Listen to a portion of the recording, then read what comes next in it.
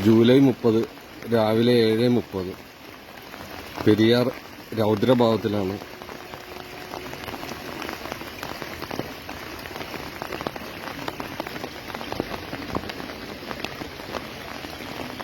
പ്രതിമയുടെ പകുതിയിലധികം മുങ്ങിക്കഴിഞ്ഞു.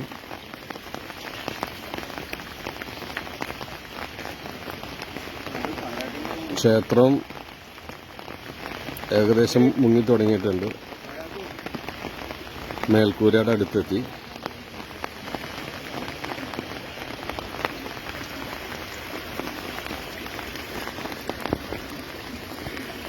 ഇത്ര ശക്തമായ ഒഴുക്കുണ്ടെങ്കിലും ട്രെയിൻ പോകുന്ന പാലത്തിനടിയിൽ കുടുങ്ങിയിരിക്കുന്ന ഒരു മരം അത് ഒഴുകി പോകുന്നില്ല. അപ്പോൾ അത്രയും വലിയ മരമാണ് അവിടെ കുടുങ്ങിയിരിക്കുന്നത്.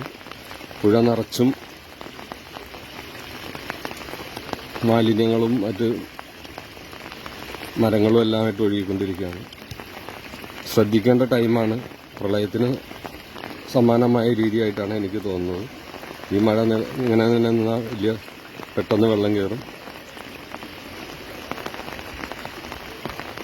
ഒരു അരമണിക്കൂറിനുള്ളിൽ ഏകദേശം 1.5-2 അടിയോളം വെള്ളം പൊങ്ങിയിട്ടുണ്ട്.